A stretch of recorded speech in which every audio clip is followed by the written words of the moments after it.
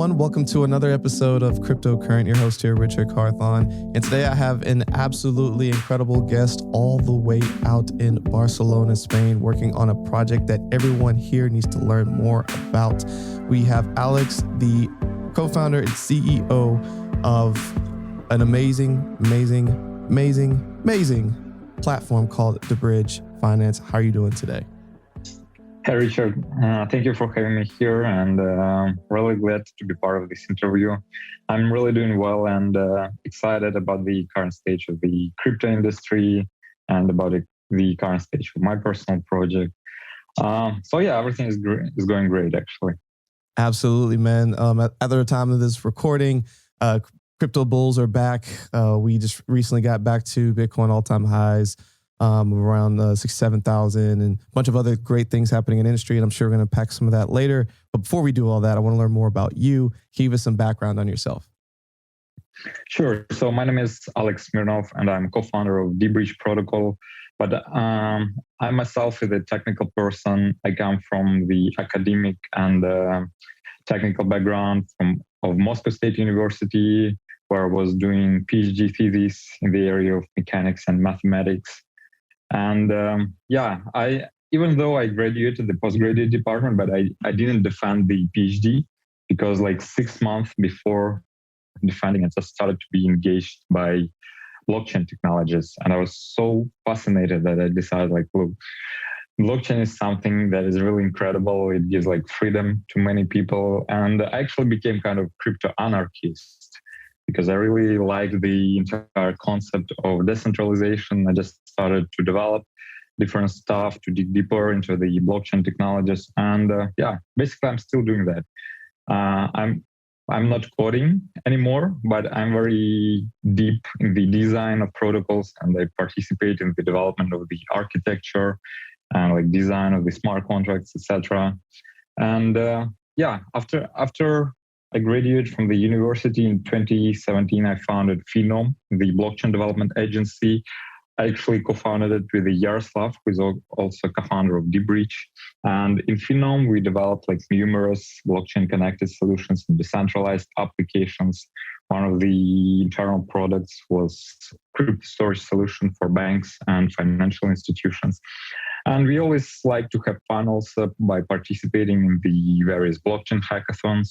And we won many. For example, we won Waves hackathon, and we were also finalists of Binance Blockchain Week hackathon that was held in Singapore. So we like to build stuff, and that's what we are doing.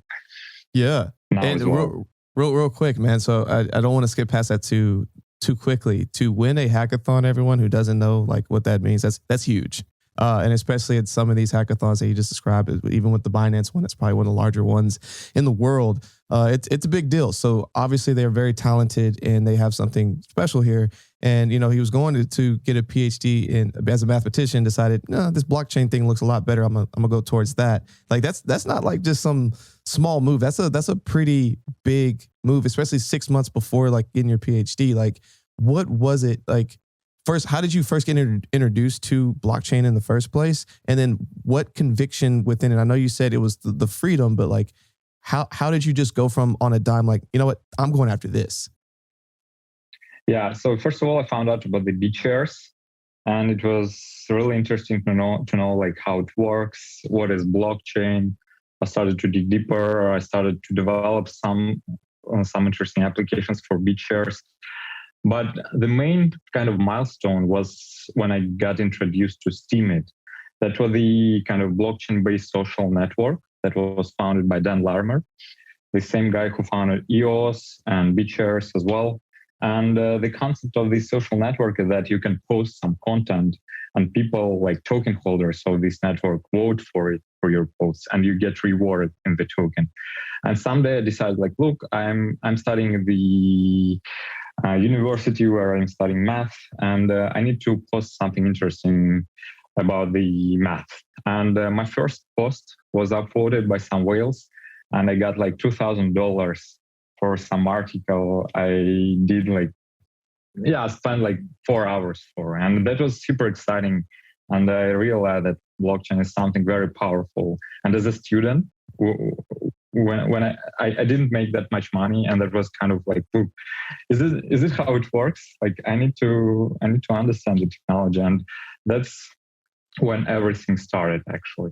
Yeah, your origin story around that is really resonates with myself, and just like I know a lot of people in the space. Once you get in and you see, hey, this is a way that I can generate wealth for myself with either no money or minimal amount of investment, and then you're able to see the ROI in a quick and like scalable way, it kind of gets your brain turned to like, wow, like this is happening. This is very real. And like, if you understand how you can provide that value to others or be in ecosystems where all this constant value is being generated early, you get the benefit as mainstream rest of the world catches up to have been in early and get the fruits of being a participant in that. So, fast forward past that. So again, you get into Steemit, you make some initial money, you are deciding, hey, I want to go get into blockchain. You open up your own consulting, and now you kind of move forward and get into deBridge finance. So can you kind of describe what that transition was, and then just tell us more about what is deBridge?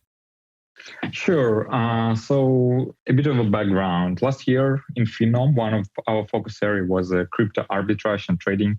So we basically started to trade on different blockchain ecosystems and different DAXs and perform an arbitrage. And we had many situations when our funds got stuck in a centralized bridges or got frozen by exchanges. And long KYC processes were not ideal as well because it takes time. And at some point, me and Yaroslav, we decided, like, look, we need to solve this problem in a truly decentralized way. And we need to build a bridge that will be truly permissionless, truly decentralized, that will kind of solve the entire problem for the entire industry. And we had this concept in mind, and we were just discussing it from time to time. But the project itself commenced back in April when we won the Global Chainlink Hackathon. And that was really exciting moment because we got the first place among more than 140 projects worldwide. That was really good bootstrap for the protocol. And since then, we decided to fully focus our team on deBridge and get it to the production-ready version and keep developing it because it's something that very much needed by the industry. And deBridge itself is a cross-chain interoperability and liquidity transfer protocol. Basically, it is a decentralized infrastructure that allows users or smart contracts to pass an arbitrary data, like arbitrary messages or arbitrary coins, arbitrary liquidity between any blockchain ecosystems. And eventually, we expect that deBridge will become a standard for cross-chain transfers and cross-chain swaps, for bridging of NFT and for interoperability of NFTs as well, and for many other applications that will be built on top of this decentralized infrastructure. This is awesome. So for everyone, if you're a newbie in the space, I'm going to kind of unpack why this is very important. And I actually will give you a real life example of something I just experienced on this. So in the Solana ecosystem, for example, I was trying to get into one of the cryptos that are within the Solana ecosystem. So I was trading out of it to get into USDC, and I was going to send the USDC back to my Ethereum wallet to get liquid to be able to get into another type of investment opportunity. Well, turns out because they're on two different blockchains, the USDC on Solana's blockchain is not the same as Ethereum, so it wouldn't work. I was like, oh my gosh, how do I fix this? And so I went down a rabbit hole for almost an entire 2 hours trying to figure out how to do this. Ultimately, what I figured out was that I would have to trade back into like base Solana, move it to my Coinbase, move from my Coinbase back into Ethereum, move Ethereum back into, like, it was so many more steps than it needed to be. And I was like, there's got to be something simpler to get this solved. And it sounds like deBridge is going to help do that. Absolutely. Yeah. And our ultimate goal is make deBridge like an internet of blockchain. Because when you use internet, you have no idea how TCP/IP is working, right? So when you make cross-chain swaps or do liquidity transfer between different blockchains, you'll just go to your personal wallet like MetaMask, or you will go to 1inch and you'll perform the cross-chain swap there. And you will have no idea that there is a deBridge under the hood, because cross-chain interoperability is, first of all, a user experience. It should be very smooth, and users don't need to know like that there is some complicated protocols underneath. And that's why interoperability is very important. And we can touch a bit like the general topic about why we live in a multi-chain world and why the future is multi-chain, because we already have like more than 100 public blockchains. And the problem is that all these chains are evolving independently. And if you want to transfer some assets between them, you have to use some centralized bridges or exchanges. And the problem is that there is no unified standard. So for every specific blockchain, you need to do research to understand what like bridge exists and whether the asset that you will transfer will be liquid at all. Because it may turn out that you will have like dropped asset as you had, and you will not be able to do anything with it. And that's one of the points that it's needed to be solved. It's a big point, and it's interesting, especially with even like the name deBridge Finance. There's a reoccurring like saying that I have on the show. For all the cryptocurrency OGs, you're going to know what it is. There's too many islands in the world of crypto right now, and everyone's trying to build the biggest, coolest island and tell people to come to their island, but not enough bridges. And the more bridges that are made to help create interoperability, the better the crypto world becomes. And right now, y'all are literally building the infrastructure and the bridges to make that a reality. So I think that's really awesome, needed, and kind of walk us through like where y'all are in the process. So like right now, if somebody was having the same challenge I just had recently, walk me through how I'd be able to come on to deBridge and get that resolved. Sure. So right now we're at the stage when we are not live yet. We already have the code ready for deployment, and we got some really great security audit partners like Halborn and Sokyo, who already performed the audit of our code base. We haven't announced it yet, so it's basically an alpha leak only for you and your audience. And but we will announce it very soon. And we already have the testnet for quite some time, for like 5 months. But within the last few weeks, we got like the final version, upgraded version of the testnet which we perform like internal testing in our team. And we also track our validators and infrastructure providers to perform a testing. And next week, we will open up the testnet for public so that any user will be able to perform transfer of assets between blockchains. And we start from EVM chains. So basically Ethereum compatible blockchains like Ethereum, Binance Smart Chain, Hacko, Arbitrum, and Polygon. And down the road, we will add more and more blockchains, both EVM and non-EVM. And Solana will be the first non-EVM blockchain that we will support. And one of the exciting features of deBridge is that users will be able to freely move liquidity not only within EVM chains, but also from, let's say, from Solana to Arbitrum, then from Arbitrum to Terra, and without any limitations. So the user experience should be incredible, because I personally work on the product because I'm really, I like great user experience, and I'm like a product manager. I really want to have all the process to be very smooth. And because when some developers develop products, they usually don't care about the product design that much. Don't think about UI, and it can be a major hindrance. So I'm glad that you are very product focused and UI focused, though. It's important. Yeah, I try to push it forward because, in my opinion, interoperability is all about UI. And you can have really great product. You can have something sophisticated, but users will not use it because it's too complicated. You just need to keep things simple and user-friendly, of course. No doubt. And is the simpler you make things, the harder it is in the background to create it, ironically, which is, I think, always a forward-thinking way of like, how do we get to mass adoption? How do you get to product market fit? All these great entrepreneurial startup life types of things you think about, but it's essential to the future of cryptocurrency. And as the audiences get larger, having a just quick way to get a lot of these things solved without them even realizing they're having to do all this in the background. So I think you definitely have that mindset right. And thank you for sharing that exclusive news with the audience. I know everyone here is going to be excited to hear that, and we'll make sure to get that out to everyone, especially once all this is ready to go. But one of the things that you brought up too, that I kind of just want to go back and revisit for a second, is you brought up the concept of multi-chains, why you think a lot of crypto is going to continue to go in that direction. Can you kind of unpack that a little bit more? Sure. Basically, we already live in a blockchain, in a multi-chain world, right? But I think, I assume at least, that number of blockchains will even increase, because there's some new blockchain that solve like specific problems. There are some new blockchain that just forks others with a new audience, and the problem of cross-chain interoperability will be more and more important. But this kind of ecosystem fragmentations leads to fragmentation of competitive environment, leads to fragmentation of liquidity, and many other things. So we already have fragmentation of liquidity for quite some time. For example, within one specific blockchain ecosystem, liquidity is fragmented among different protocols, but we have solution, right? We have 1inch, for example, the protocol that aggregates liquidity from different liquidity pools and show the best exchange rate.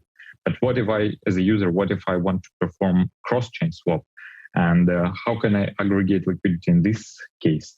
And I think this will be one of the problems that deBridge will solve as well. And we hope to be integrated with aggregators so that so that users will use the same product that they are used to use.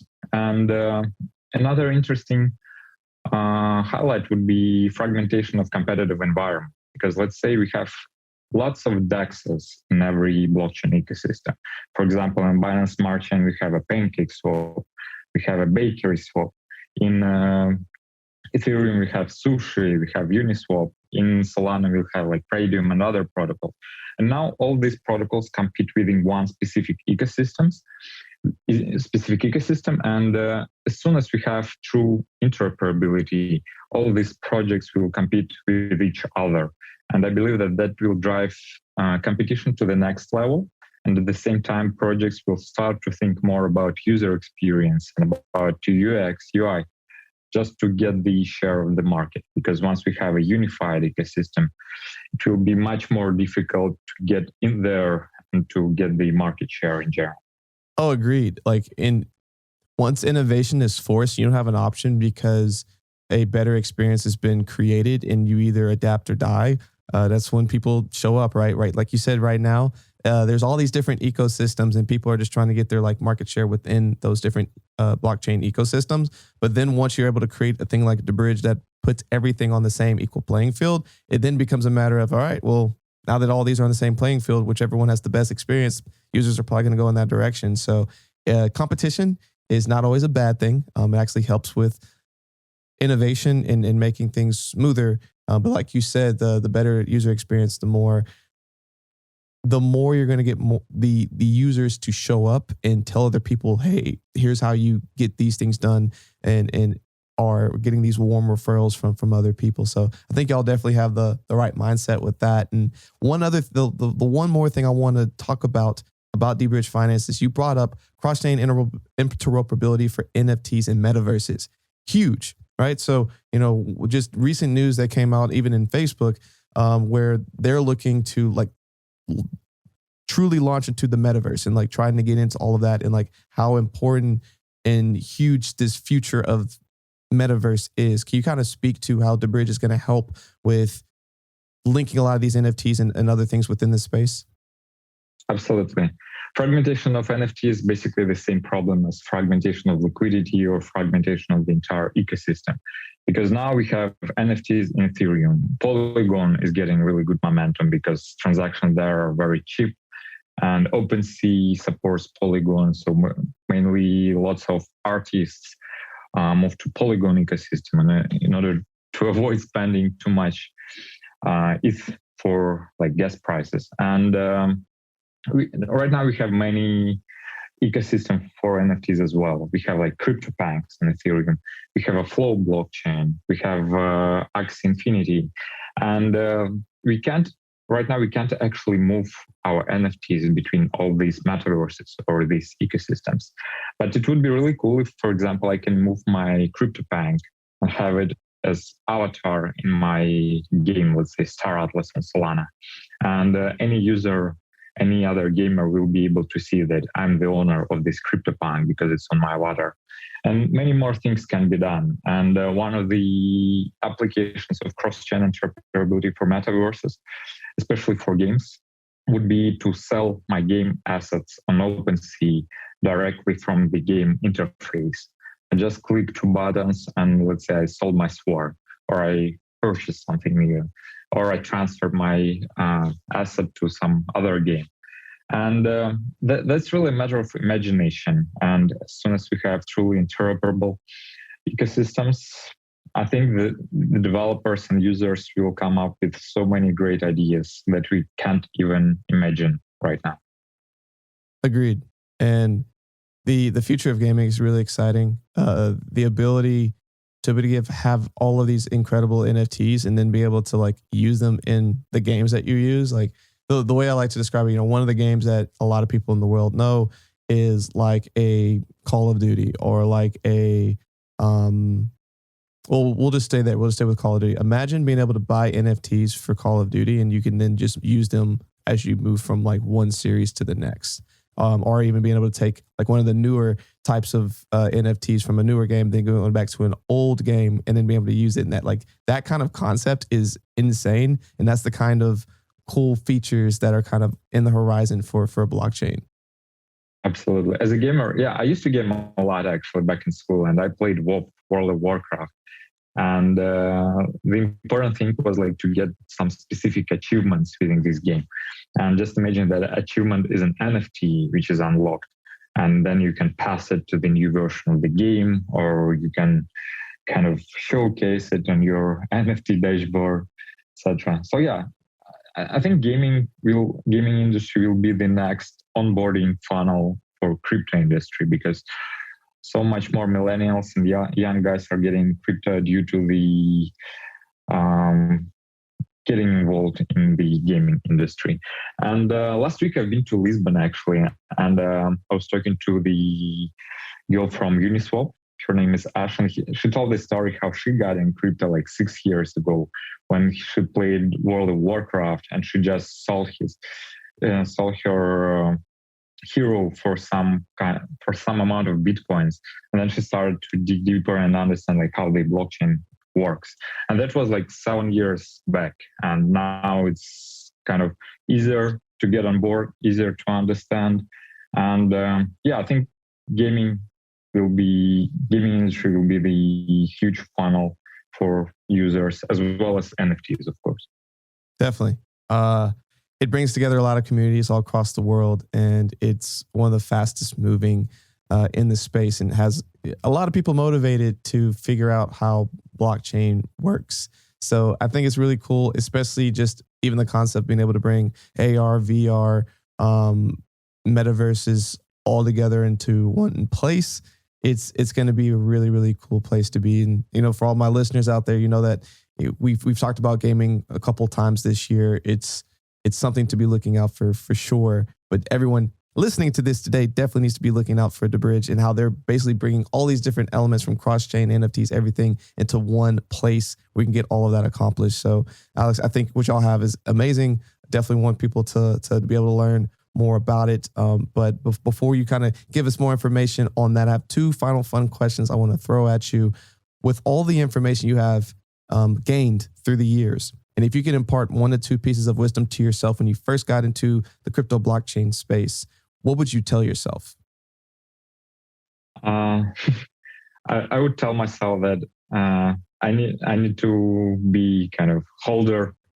I need to hold more, because I realized that I have kind of paper hands, and I realized that during the crypto winter back in 2018, 2019, but I think that people should have kind of strong belief into what they are doing, and belief and reputation are two main components in the crypto world. And if you truly believe in some project, just get involved, just be active within ecosystem and hodl. That's all what you need in order to get to success in the crypto industry. And of course, you need to be passionate about what you're doing. Because for me, crypto is not like work. Even though I work a lot, like almost 24/7, and my wife sometimes mad at me because I spend too much time on the computer. But I think that for me, crypto is more like fun, and it's more like communicating with people and to do what I like. And I wish people would just get on board in the industry to find specific niche that will be fascinating for them, and hopefully they will convert it into the hobby more as opposing to the being kind of full-time job, because it's better to have fun than to be obliged to do something. Agreed. So just to run that back, two great lessons. One, HODL, don't have paper hands. So for all those new in the space, you hear about paper hands and diamond hands. Paper hands just means that when markets start going down and things go down, you sell and you try to de-risk being able to lose. With diamond hands, no matter what's going on, they're nice and strong. You're not going anywhere. You're holding on to them. And typically when you have diamond hands, you hold on for a longer period of time. You typically win. You typically win in a big way. So that piece of wisdom, and then find your passion. There's so much opportunity in the crypto blockchain space. Be passionate about what you do, and find out what your passion is first off. And then once you find that passion, you find a way to be able to use that in this space and create a living as well, which I'm pretty confident you can find a way to do that in this space.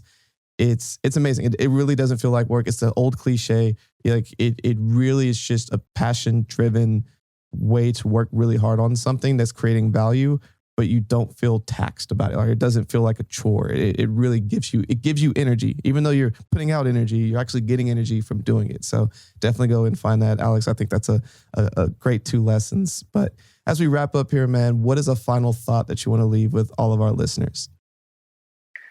The final thought would be yourself, and crypto is really fascinating, but don't forget to spend time with family and friends, and take some rest from the online, and being offline. I call it now visit offline metaverse, and do it more often, because that's really important. And it's really important to combine online world with offline real world, and be yourself, be passionate, and do what you like. I think that's a great final thought. Just another great reminder that everyone in the world of crypto, everything's 24/7. It is always on, and it's very easy when you're wrapped up in this world to always be on and be focused on everything going on at once. You can't be at all places at all at once and be learning about everything, because everything is just so fresh and new at all times. Being able to turn that off strategically, to be able to connect back in the real world, create those relationships, enjoy life, it's important. So it's a good reminder today. Alex, thank you for that reminder to make sure you incorporate that into your life. It's very easy to get wrapped up in the nonstop world of crypto. So Alex, thank you so much again for all that information. What are ways that people can learn more about you and learn more about deBridge? I have a Twitter account. It's Alex Smirnov, and deBridge has Twitter as well. And just subscribe to our social media like Twitter, Telegram, and Discord. We try to keep our community updated, and we'll be happy to share more about the cross-chain interoperability, about the crypto in general. And let's stay in touch. And you can also text me to my Telegram. My DMs are opened, and I'll be glad to have really interesting conversations with all you guys. Excellent. Well, Alex, thank you again so much for joining us today. And for everyone listening, stay cryptocurrent.